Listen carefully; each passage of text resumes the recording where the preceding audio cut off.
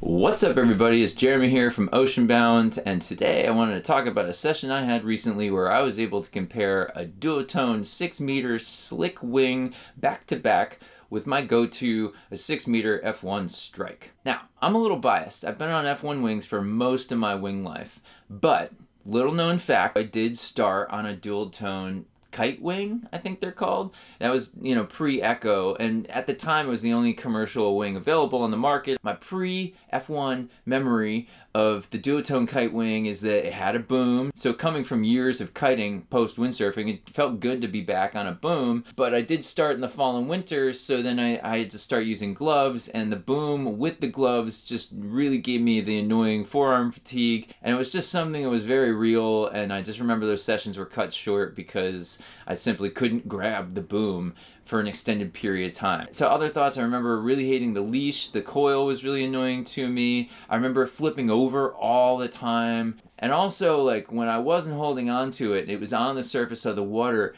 It's just something I remember. It would like rise up and slam down and rise up and slam down. And that was like pretty crazy when you're first starting to wing. You're like, is this going to pop the wing? But it was just something that I noticed, when it was not actively flipping, it was slamming. So since that, Duotone's released the unit, which is basically, it's got some handles instead of the boom, which I really liked. The handles are on the small side, but the wing was just an awesome all-around wing, and I really enjoyed it. They had an Echo, which had the boom, and now they're making a Slick, which basically they've taken the boom and combined it with the strut. Best of both worlds, I had to figure it out. The Duotone crew came to Cape Cod for a demo at West Dennis recently, thanks to Phil from kitesite.net for hosting them. I was stoked to try all this out. So this video in particular, like I said, I'm going to focus on the 6-meter Slick, riding it back to back with the 6-meter strike.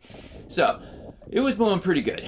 It was definitely low 20s, I'd say. And people are on 4-meter wings, but I like having power, and I was planning on going out both on the sinker and then also with the small 925 foil, which I hadn't ridden yet. I just wanted to make sure I had power. So me grabbing my 6-meter is not an abnormal thing, even though everyone else is on 4. This is because I love power. It's a personal preference. I have friends that want to be on the smallest wing possible. I'd rather be on a bigger wing, but like the smaller foil possible and with lots of power. For me, you can dump power so easily on a wing. Why not be able to have plenty of power at your fingertips, especially in the waves when sometimes you have to get up with the quickness.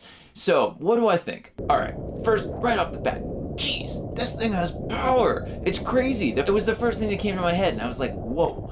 I think it's because the canopy is fairly tight, and maybe it's because you can fine tune where your hands are, but yeah, I was like, whoa, I'm juiced, like right off the bat. The power is instant. And so now compare that with the strike. By the time I was on the strike, the wind had actually picked up a little bit, but the power was totally different. I had plenty of it, it just noticeably wasn't as instant, and it just wasn't as powerful. The strike was smoother for sure, so especially in the power delivery. So what do I mean by power delivery? As you pull in, the power is kind of more gradual and consistent as you pull more, whereas the Slick is like instant on. So light wind, I got to assume that this thing is super efficient. The canopy is tight, there's basically no flapping in this wing, and the leading edge corners are very boxy. So, it's got like a condensed shape, boxy corners, but I feel like, these boxy corners kind of reach a little bit farther, so it's really going to excel at going upwind. I'm not saying the strike sucks going upwind, but the Slick seems to definitely have some advantages right off the bat, both in upwind and in power.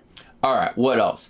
The boom. Boom! My friend Brian's a boomer. He really makes the boom look good. I mean, I see him out here, seriously, when I watch him do tacks, jibes, and stuff, I'm jealous of the boom. So I was stoked to get back to the boom, and a lot's happened in my wing life since I've been under boom. So they technically consider this a mini boom, and I hear you can get a carbon version. The one I had was an aluminum version. And the cool thing is with these new booms is that it has a slight kind of oblong egg shape or something to it, so it feels really nice on the hands. So my buddy Phil at kitesite.net said that the carbon ones are round. Just throwing that out there in case any of you guys are interested. So immediately on the first tack, I was like, whoa, hello forearm fatigue. I really thought the last 2 years of my winging made my forearms stronger. Nope. Forearm fatigue with this thing is real, and I wasn't wearing gloves or anything like that. Is that a deal breaker for me? No, because I think I could adjust my style a little bit, and I think I'd eventually be able to sport some massive forearms and get way better endurance on it. But right off the bat, I was kind of floored the way it made my forearms tired. Literally in my first tack, I was wondering how long I could last on it. But I feel like I'd have to take more frequent breaks, and I couldn't stay out as long as I can if I had the boom. The other good thing about the boom was how awesome it was doing transitions one-handed. I mean, you can slide your hand down just a little bit. You have leverage on the tilt of the wing, and you can use that to carry you through a jibe. So, when you have power in your turns, you have opposite leverage to be able to like lean into your turns and have more stability when you do that. I really like that. So that was super cool, going around and doing jibes with this thing with just a ton of power one-handed. And that's something that's much different than the way that I can kind of do jibes with the strike. And then so obviously a plus about the boom is that you can fine-tune your hands anywhere.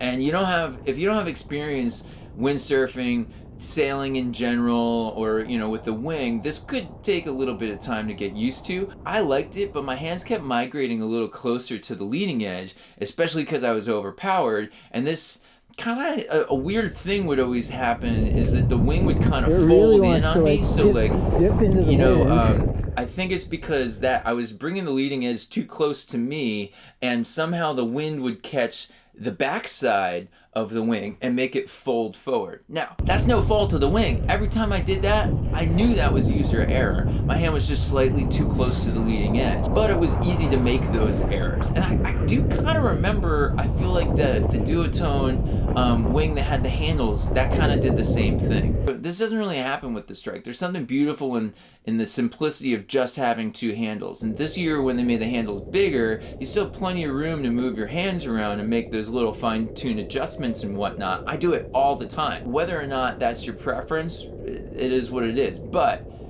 because of where the handles are, the strike does not fold in on you. So that's definitely a difference between the two. I could point upwind better on the Slick, I think because it has optimal hand positioning, and then also because those leading edge corners are so far forward and it's kind of boxy. I feel like that helps your upwind ability. One thing I have to mention, I hate the coil leash. It's something you have to deal with all the time while winging, and I can't stand the coil leash. It's constantly in my way and annoying in general. I'm biased because the F1 leash is pretty optimal in my opinion. It's light, it's a perfect length, perfect width, and the least annoying out of everything that I've tried.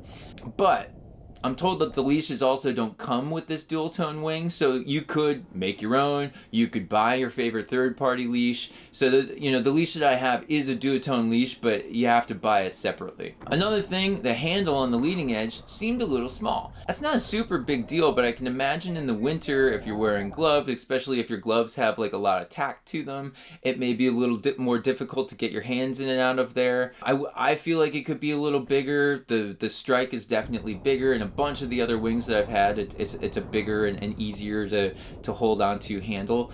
But compared to the first kite wing I had, where the wing would swing back and forth a lot when you're kind of luffed out on that leading edge handle, this one was super stable. The F1 is also super stable, so it's definitely better from the last time I was on a dual tone, and it's up there on par with what the F1 wings do. The windows, honestly, I didn't use them. I think I'd get used to them and I'd probably look through them more, but I honestly don't feel like I'd buy a wing because it has windows. I'm just not used to them. So it wasn't anything that added to it for me. Flipping, I noticed it flipped over a lot. To me, at least. Now, it was pretty windy, and it was funny. Sometimes I'd be cursing at it because it flipped over, and then it would flip back over, and I'd be like, oh, well, okay, that's cool. I think it's because it's the shape, and probably the leash, too. But those front corners are so far forward on the leading edge that I think it kind of gives it like a pivot point to be able to flip around easier. It's definitely a different experience than the strike wing. The strike, which has a little more of a gradual shape to it, I feel like it just doesn't flip over as much. So do I care about that? Not a huge deal, but it's pretty annoying when you fall in and then you come back up and the wing's already flipped over. All right, so last thoughts.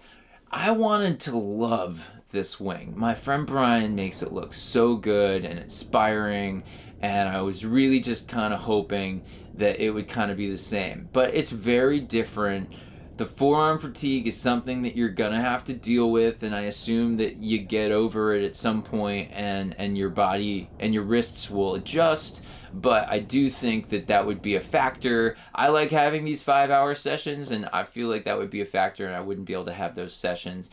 The power is real, and the power is great. And so if you're looking for a good light wind wing, this 6-meter Slick is definitely a great option for you. It's a lot smoother than the old kite wings. I really like the way the boom feels in general, and the way that the power turns on instantly. It's not a detractor at all. Like, it's something that I would totally get used to, and I definitely appreciate it. So that was cool.